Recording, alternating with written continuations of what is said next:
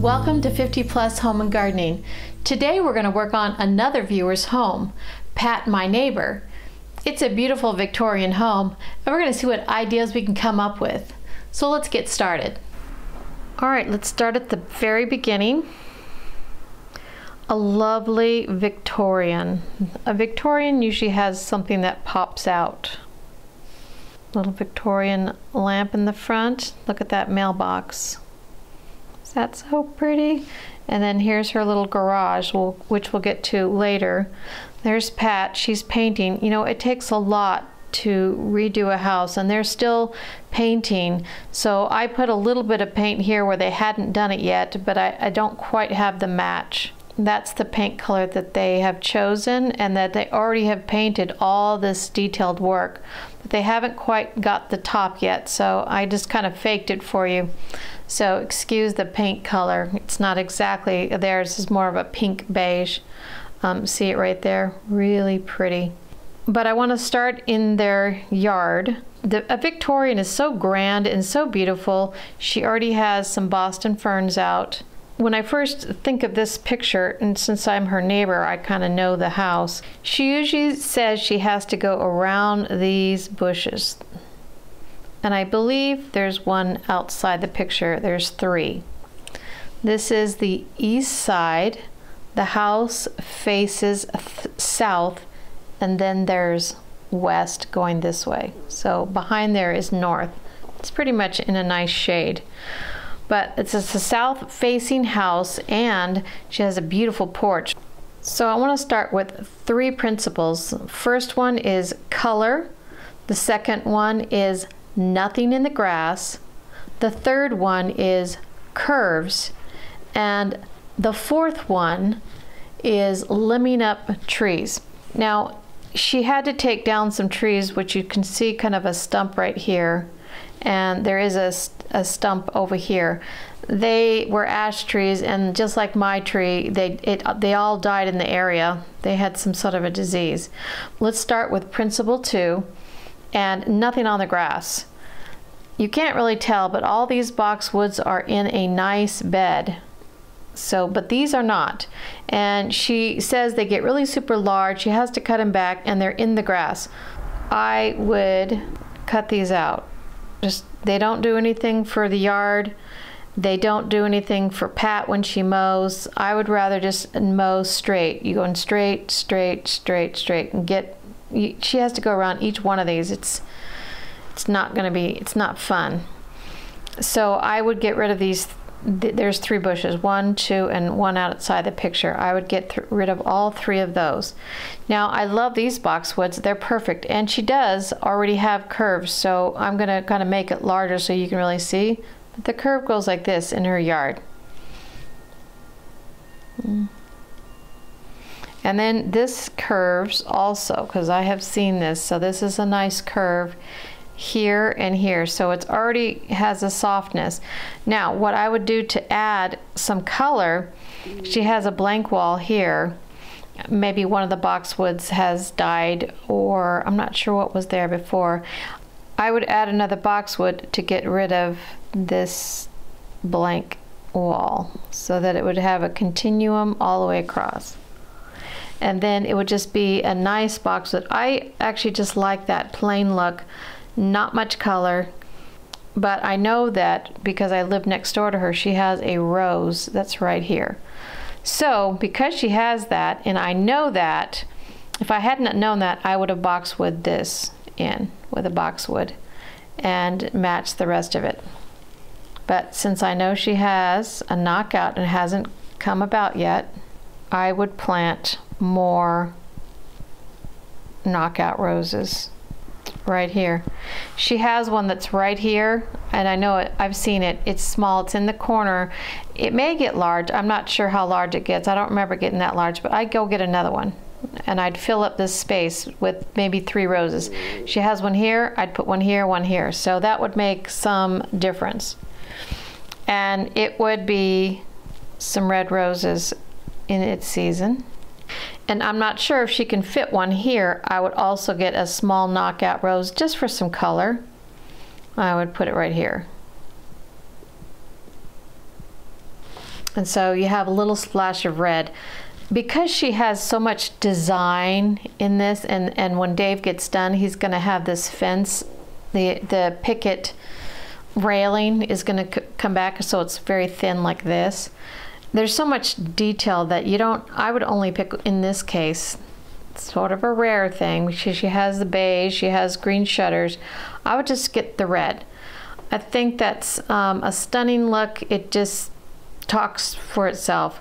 The only other thing I would add to the front of this house, because it's just so beautiful, and I know they had to cut down a bunch of trees. She does have a Japanese, she said it's a Japanese tree. I'm not sure if it's a cherry tree or a Japanese, but I would put, because this is the east side and it goes right in your face and she sits here a lot, I would put a big giant tree right here. I'd put an October Glory, which would be glorious on this. October Glories, okay, different kinds of maples. My Brandywine maple has a little bit more burgundy in it, but I think because this house has a nice beige roof, October Glories in the fall, it has a bright orange leaf structure in the fall. And I think that would make this really stand out. Now, of course, October Glories get real fat and real wide, real tall.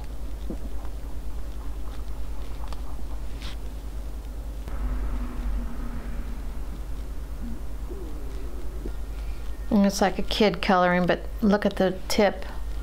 It's so thick that it's really hard to draw. And remember, it needs to be limbed up so that you can mow beautifully under it. And she has 2 stories. I would definitely trim it up so it has a 2-story look. And give plenty of space with no limbs. Always limit up so that its high rise is about the 2nd story. In the middle of the 2nd story would be great.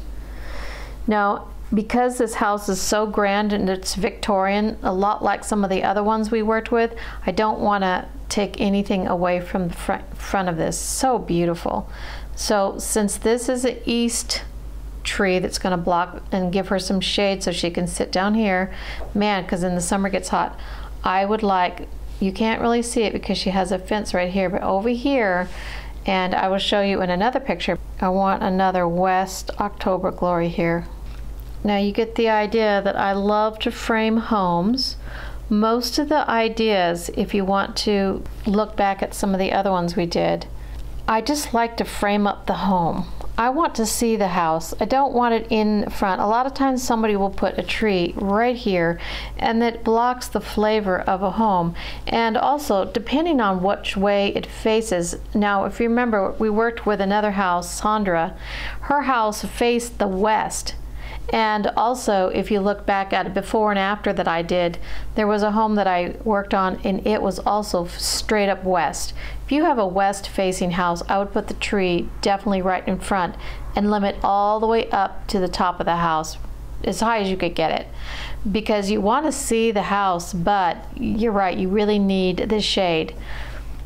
But she has a south-facing home, and so that is to our benefit because now I can put a shade tree over here on the east side to shade the house and on the west side. Now she has a driveway right here, so this would be on the other side of the driveway, but October Glories, she'll get plenty of shade from it. Now if she wanted to, but I know Dave has spent all this time painting all these details in this bottom part. They finished the bottom section and now they're going to work on the top, but this bottom section, I don't know if they would want to, or maybe have a post, maybe something right here, a post that can hang a Boston fern on the post instead of, because I know they said that they don't want water on the deck, and I don't blame them. She does a lot of work. Pat is amazing. She does so much work on the house, so I would definitely do the same. I would maybe just on this post and then have like a little stand on the end, so this water will go into the bushes and not in on the deck. But I would definitely maybe take 2 of these posts on both sides and put a Boston fern here too, because this house, it just deserves it just deserves Boston ferns. Okay, and that's all I would do. This house is gorgeous. It stands alone. It doesn't need much color. You have so much detail that the red pops, and the Boston ferns, I think, up high. Now she has some down here. See how you can barely see it because she has a lot of green on green. But I can see them. Usually when I come to her house, they're very showy on the side. But from the front, I would love these Boston ferns to be on the poles and then have a rack that comes out so that it will drip on these plants down below and not on her deck. That's all I would do. 2 flanking east and west October glories. That's the one I'd choose. All right, we were over here. This is the south. This part faces complete west. So if you remember, we had an October glory in the front yard. Flanking, this would be the east side of this house. Big. And then this is the west side. Remember I said, okay, here's the front of the house, so we're on the side. She has a driveway right here, but I would shade the house right here. So this is my second tree right here. Probably put this tree more like here.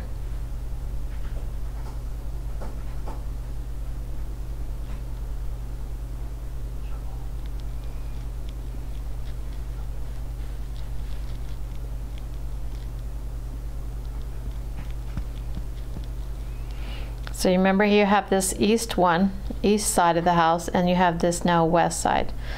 So obviously this is going to take over. You can see how much it's going to cover. So October glories is going to get big.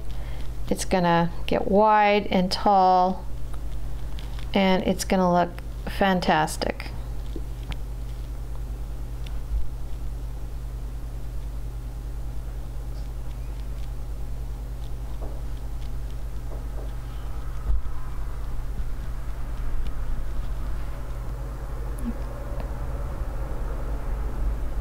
Okay, I'm not really good at trees, but you get the idea. So the only thing I would do here is she has an opening to go under the house, and she didn't want to block anything here.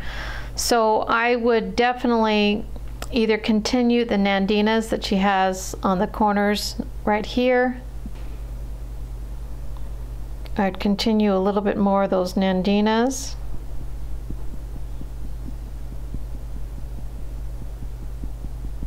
Right here, just a little bit more.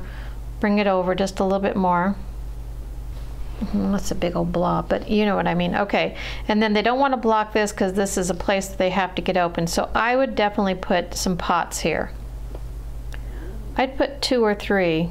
I'm not going to be able to put another one without you seeing what the heck I'm doing. But 2 or 3 pots right here, and I would put some of the red color that she has in the front. Unless if this tree shaded it, she could put a Boston fern right here on the side just for some color. And or she could, this could be knockout roses or some sort of annual. So anyways, something that is in a pot right here for some color. All right, I changed my mind to go to blue. Something cooler in the summer. She could go terracotta, but I couldn't get the right shade. It was pretty loud. So terracotta or blue. I kind of like the blue. It kind of warms, cools down the house. Then over here, I'd put another knockout that you have in the front. So knockouts all the way around. Red would be really nice. That's all I would do. More nandinas for this area, just continue that all the way down. Some pots here, some knockout roses. Now, if she didn't want nandina, she could put knockout. That's all. That's all I would do. So you have a tree here and a tree on the east side, and you have some knockouts if she wanted to, on the post here, she could add a few more Boston ferns on the pole that sticks out. And the water would just come right on here and one here. All right, this is that garage. Her house is that way. Here's what I would do for this little house. This is facing the west, and this gets shot with heat. So I would definitely add another October Glory. A lot of times if you have trees, you can have a few smaller ones that are different, maybe a crepe myrtle, maybe cherry trees they're small, any fruit trees, those are all smaller, apples, whatever. But the grand old trees, the ones that are going to get 60 feet tall, I would put them in droves of 3, because you get the most bang of color and not so much hodgepodge. If I put a Brandywine here, an October Glory, and an Autumn Blaze, that would just be too many mixes. A big old shade tree to shade this side of the shop. And I am going to, if she wants to, I have a lot of irises. There's a nice window. It's a garage, so I'm not sure how much he looks out, but there's still a nice view here.